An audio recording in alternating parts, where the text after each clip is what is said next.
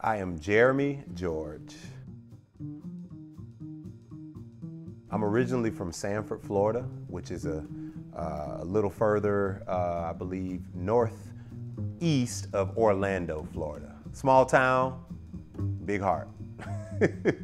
I was really worried about moving to a new city as a musician. You go to a new city, you're gonna be, people gotta know you, you're gonna have to do some, shaking hands and kissing babies, playing a lot of jam sessions, and then kind of stumble upon some, gigs and try to build yourself up. And normally it takes a couple years, but luckily, and the beautiful thing about Austin is this musician community and this scene has been very, very, very inviting.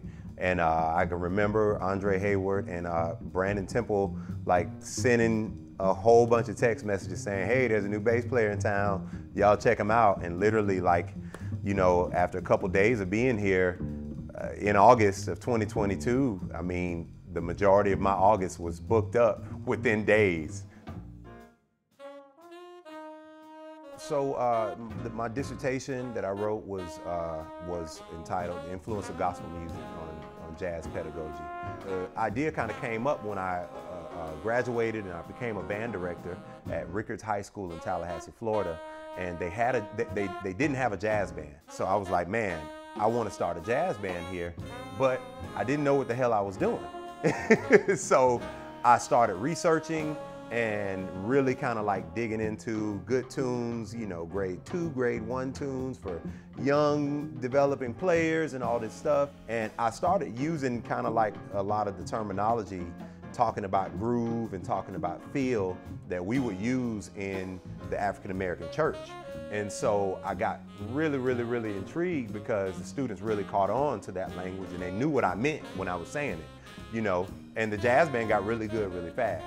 When I got to the point of me writing a dissertation at Florida State, I just wanted to find out if anybody else kind of had that same, took that same path and used those same terminologies. Learning music and stuff like that in church, because we don't read music, and a lot of the African American church, someone just starts singing. They don't tell you you're going to be in this key.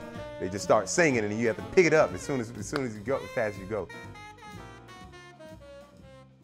All those things that I found through my research, I still use them to this day, and it's been very beneficial at HT. A lot of the students that I get are, church players, so they may not have had the formal band training or the formal orchestral training, the classical music training, but they're church musicians. So I use all of that terminology and all of the research findings still to this day. One thing I try to do is make sure my students understand their roles in the combo or in the ensemble. What are you here to do, right? Before we get into improvisation, if we were to play ahead of a tune, what's your job, right? And so drums, we want to make sure we're keeping good time and locking with the bass. Everybody has to play with good time, but drums, we laying down the quarter note, the bass is going to connect with that ride cymbal. That's number one. Bass is going to be making a good sound. Bass is going to be very foundational and something that everybody else feels comfortable, to make everybody else feel comfortable. Piano's going to handle the harmony. The horns are going to handle the harmony and the melody. You know what I mean? Piano's going to handle the melody as well. But understanding their roles in everything, this is a puzzle. That's what it is. So that's the first thing. And with bass specifically, I always show my bass players the Ray Brown documentary, right? Where he talks about, I work with everybody. I've worked with them all the singers, all the great trombone, trumpet, saxophone players, and the reason why they hire me is because I'm able to go doom, doom, doom. Not all this, now he can do it, great soloist, but he said they want to hear you do this, and he just played a wonderful walking bass line, and that's how you get hired. That's what the bass is supposed to do, make the groove count. In terms of harmony, how I go about, teaching my students, because I'm a bass player, of course, we're going to always start from the root, and the third, fifth, build up from the root in the different chords, and then find a way. I teach them about, good resolution and stuff like that, and voicings and stuff like that.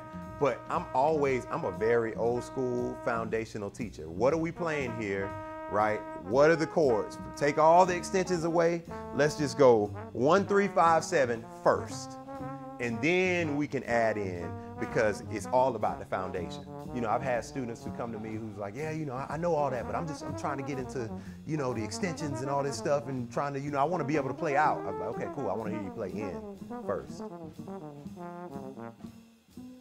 I played on some records like gospel music and stuff like that, but I don't have my own. I'm actually working on it. So it's coming, it's coming.